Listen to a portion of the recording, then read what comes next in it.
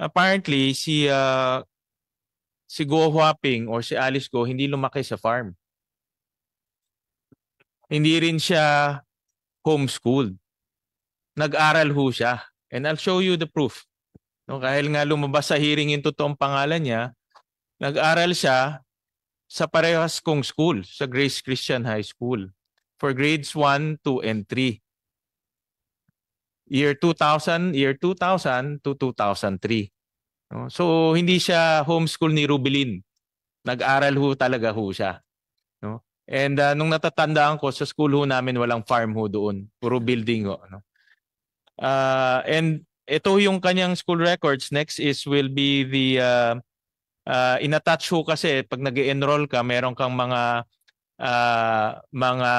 i-attach mo yung alien certificate of registration mo at lumalabas yung alien certificate of registration niya match doon sa alien certificate of registration na hawak ng Bureau of Immigration.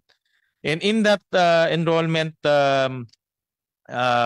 document, interestingly, meron ding birth certificate galing sa China, no, in Chinese at tinranslate and tinranslate siya sa English. So nakasulat dito na father niya si Guo Jiangjong, alam na ho natin, at ang mother niya ay si Wen Yilin. No?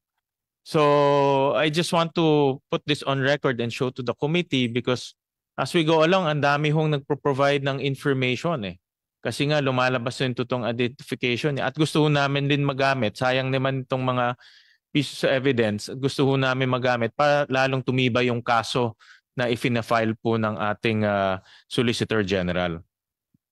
Any comment to that? We will be happy to receive these documents, Honorable Senator, and we will consider the same together with the team, together with the Honorable Solicitor General on the deliberation on the filing of a quo warranto. We submit, Honorable Senator. Thank you, ASEC Kondangan.